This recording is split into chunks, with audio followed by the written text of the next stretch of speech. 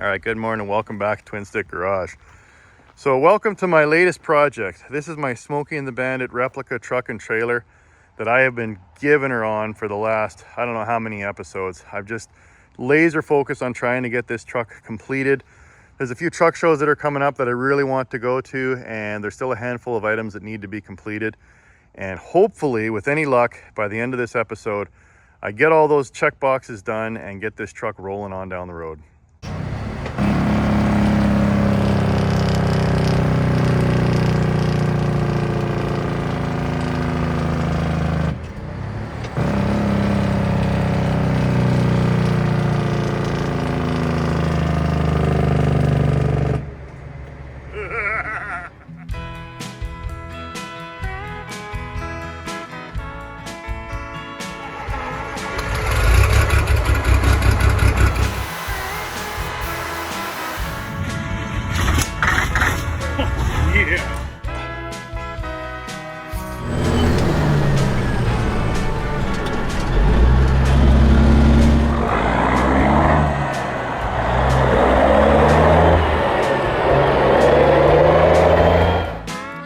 So first order of business is to actually get some functioning taillights on this trailer.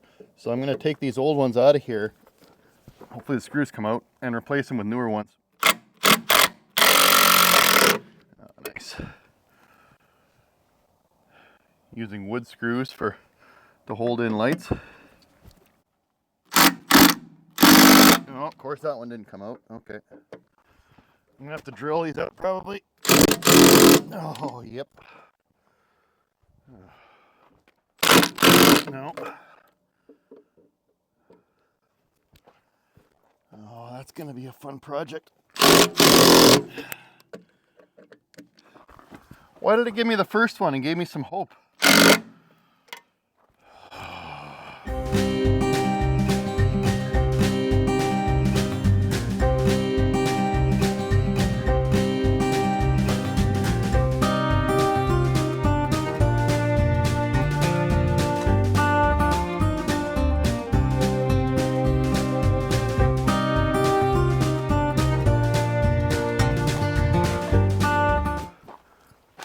These are taking a little longer than I had expected.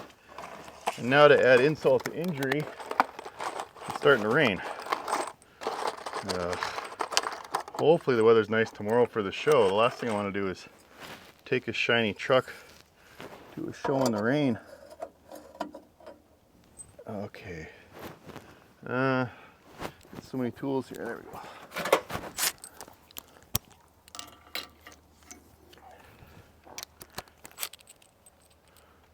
See, it's little jobs like this that take a ton of time.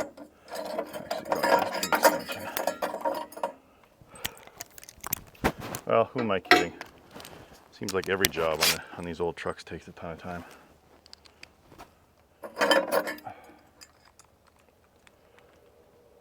Come on now.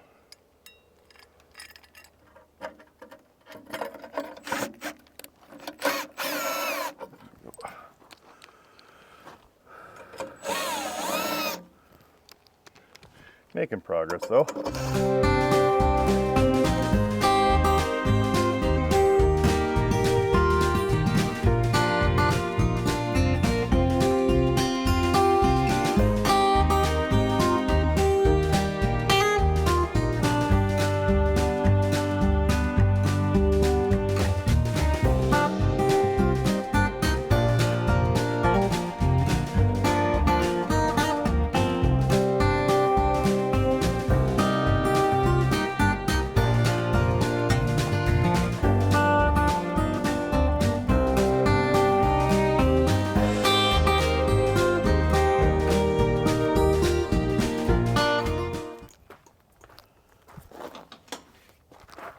Anything blinking back here?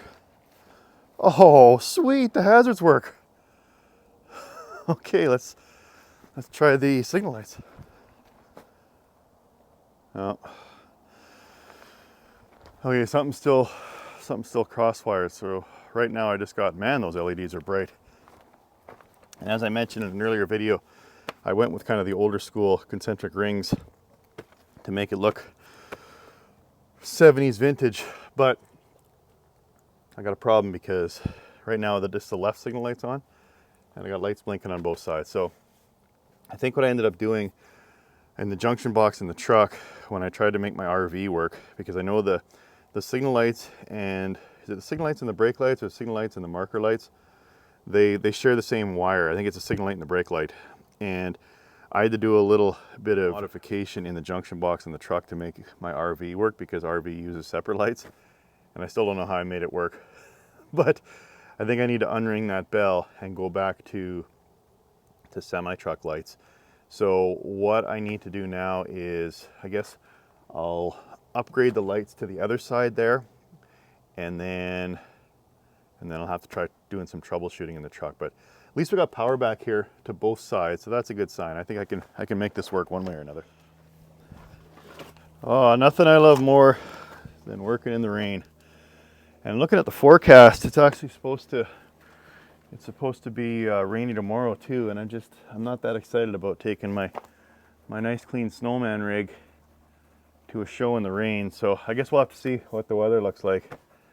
That'd be kind of a bummer, but not much you can do about the weather. But anyway, I'm carrying on here. This side was actually welded in at the bottom, so I had to grind that off. And then I was looking, the wire out to the marker light on the side here, it actually wore through. It must have been rubbing on the inside there, and then you can see a little bit of I don't know what that is. The blue, is that copper sulfate? The buildup there.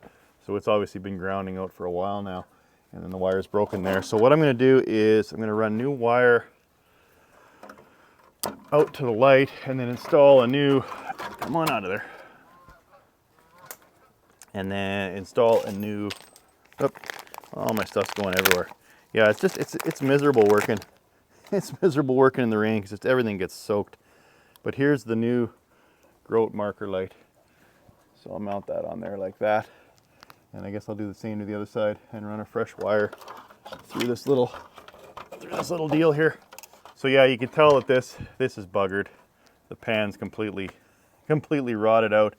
So this needs replacing, but I'm not able to go because all the stores are closed today. So I'm just gonna have to make this one work for now, and then replace it at another date. Like I always say, what's the best kind of work? Rework.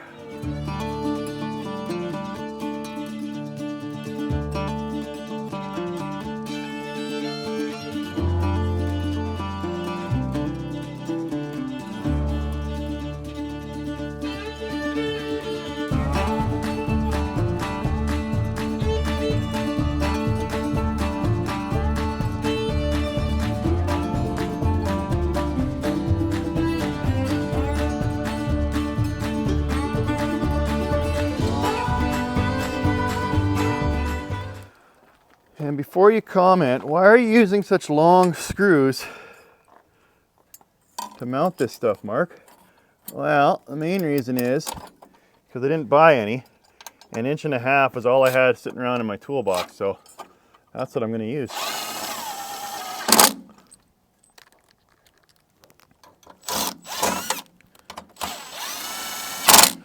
I might need to figure out a way to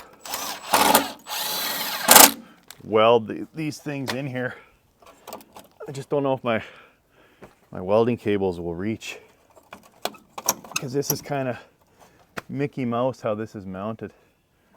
It's just kind of a pressure fit, and I can see why they put a couple welds in there, because you go over a big bump, this thing's going to bounce out of place. I guess if I can't reach, a temporary I could do, I guess if we put some JB weld in behind there. It's Mickey Mouse, but at least it'll work. I'm trying to get this thing, like I say, ready for the shows. And it's a shame because I really want to go to that 100th anniversary at Kenworth tomorrow. But the wheels are all polished up, and I'd hate to get all the road slime on there. Why is this doubled? Like I say, we'll see how the weather looks. See how the weather looks tomorrow. Maybe it'll change. Now, the old lights that were in here, these guys are already grounded through the outer shell to this plate. But the new lights that fit through these rings, I don't know, I forget the name of the term for this style of light. But anyway, it just pops through here and sits in that ring. You actually need to ground it because it's just a plastic light, and there's obviously no connection from the filament to the ground. So I'm just going to run a ground through the back of this rusty old pan. And I know a lot of you used to enjoy watching me work outside, but I never liked working in the rain. I recall a couple times working on the peat when it started pouring rain in the summertime, and I was like, that's it, I'm going in, I'm done. I don't like working in the rain. I'll work in minus 20 in the middle of winter, but I don't like rain because just everything gets wet, your tools get muddy, it's just kind of miserable. But hopefully this rain passes by and the sun comes out, because I've got a detail snowman too, a fancy word for give it a bath, both inside and out. So that's another project for today as well. One thing I sure like is these little solder connections. I'm a big fan of these. They just work so slick. A lot of people like these old school crimp ones, and they work good too, but I like these ones because you put the wire through, and then as it melts that little ring of solder in the center there, and so you're getting a nice soldered connection. And then as the heat gun melts the solder, it also melts the shrink wrap tubing, so it's kind of an all-in-one. Oh yeah, and before you type a comment that says, well Mark, why don't you just back the trailer into the shop and weld these into place? Well, unfortunately, since old Twin Sticks likes to be so movie correct, and I've got the tandems all the way at the back of the trailer here, it just, I can't, with my skinny second driveway there, I can't actually swing the trailer and then bring the tractor around and to try and back it in front of the shop. It just won't make that turn. All right, so I think what I need to do first is verify that I got the wires going into this plug set up correctly, because again, as I mentioned, I played with this a little bit when I was making my camper work, which is a different wiring setup. And left turn is yellow, which is the bottom right. Okay, so yeah, I know I should have a circuit tester and I don't. I'll get one, I promise. Okay, so looks like right signal light, or no, left signal light is correct, because it's going from 0 to 12. Now let's try the right signal light. Okay, so right signal is done correctly. Running lights would be brown. Oh yeah, they're on. Okay, so clearance lights is upper left. Let's see their power there. Just a continuous 12. And we got squat. Okay, so clearance lights aren't working. They're not wired up to this plug.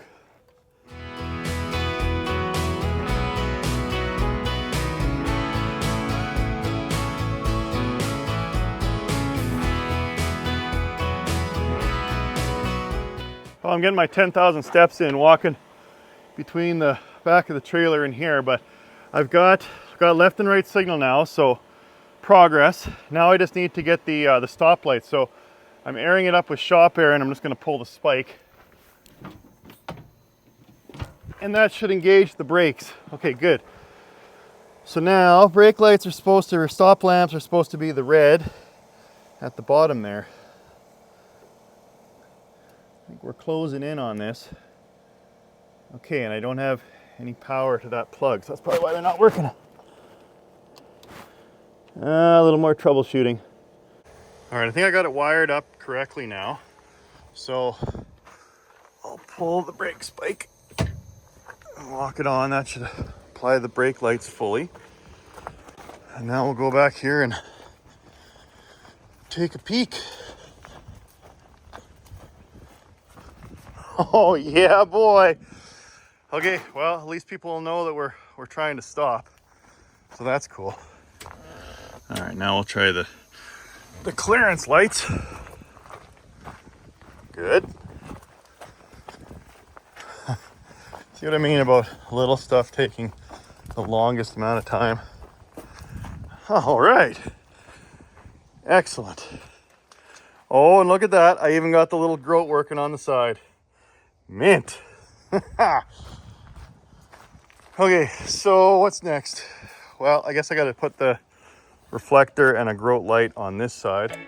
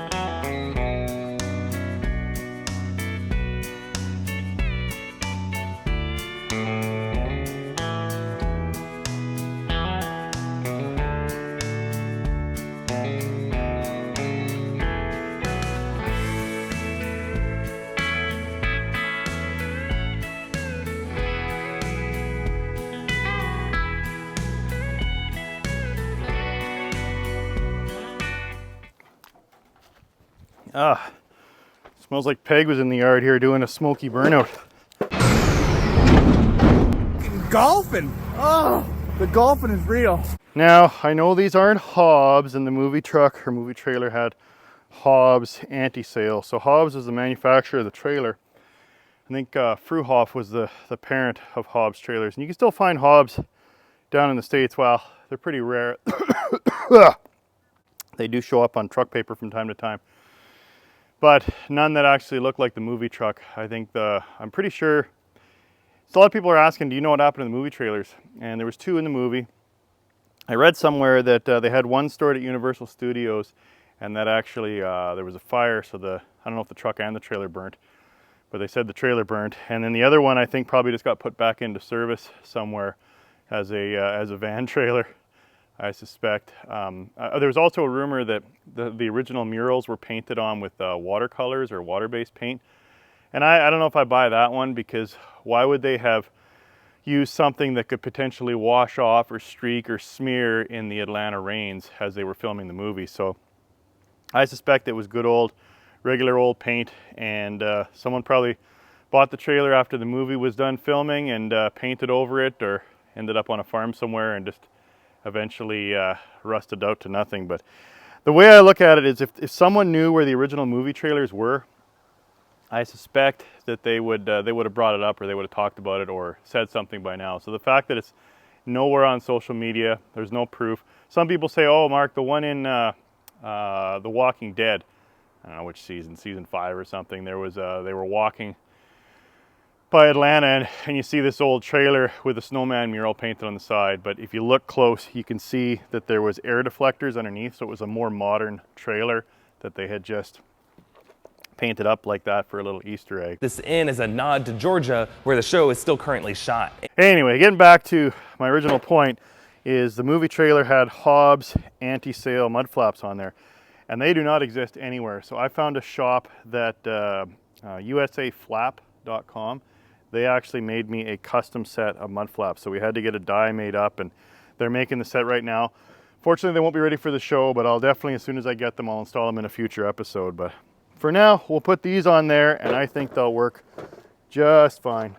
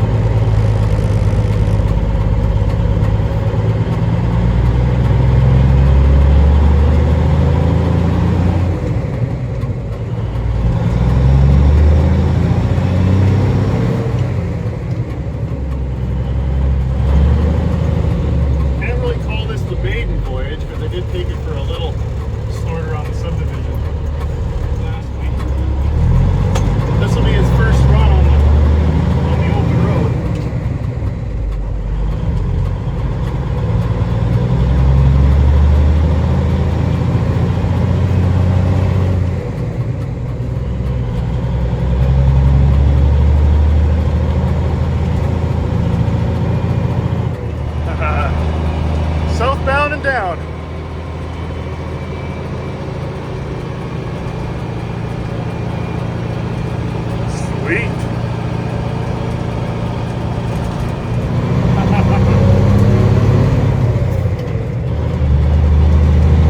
got my first cool.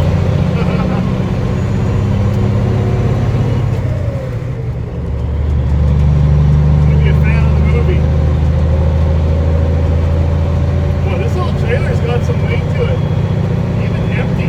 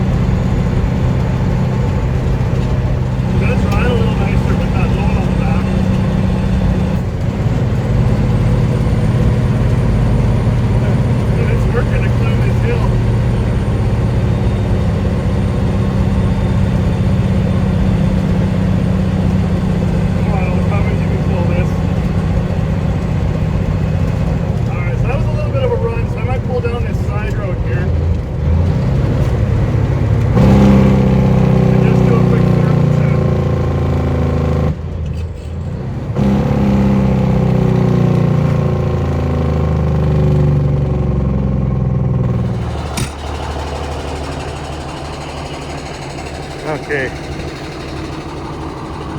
Well, the exhaust pipes are hotter. Hubs look decent. No smoke coming out of the back end here.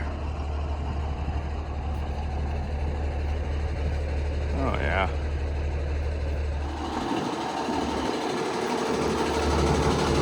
Well, that one looks a little warmer. Well, no, it's still saying 15 degrees. That's not that warm.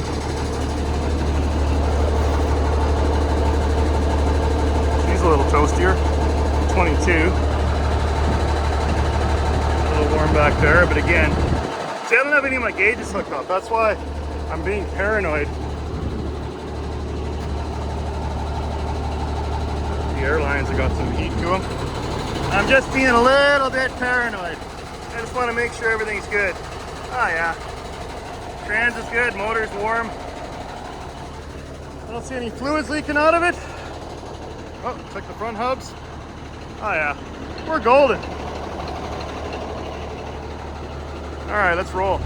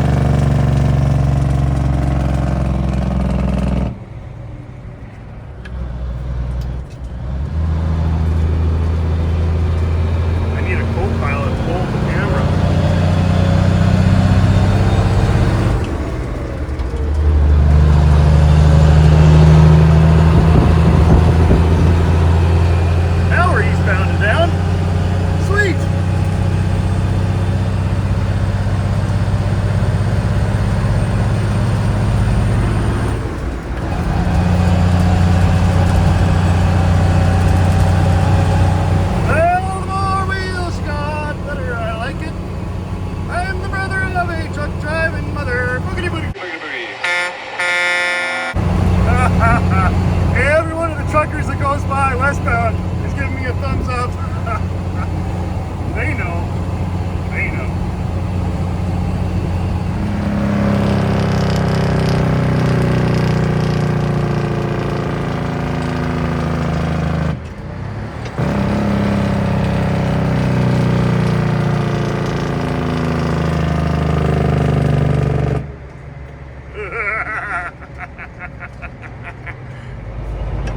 All right, home sweet home. So that was a pretty good rip down the highway. So if anything's cooking, now will be the time to see. But I don't see any smoke pouring out of nothing. Gauges all look good. She actually pulled real nice. So I am very happy. I think I'm gonna leave it parked out here on the road, and I might ask the missus to go for a little ride. But first, let's just check and see how things are doing with the old top. Okay. That looks good. I guess I should probably check the engine, see what things look like down there. Oh, come on. Oh.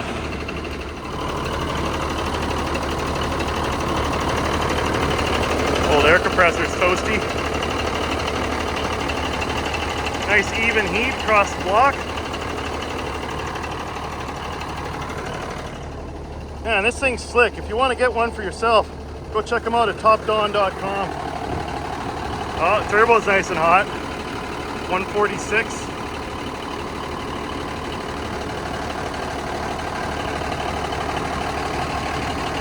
Top tank of the rad. What are we at there? Man, this thing is cool. 57. Oh, that's not too bad.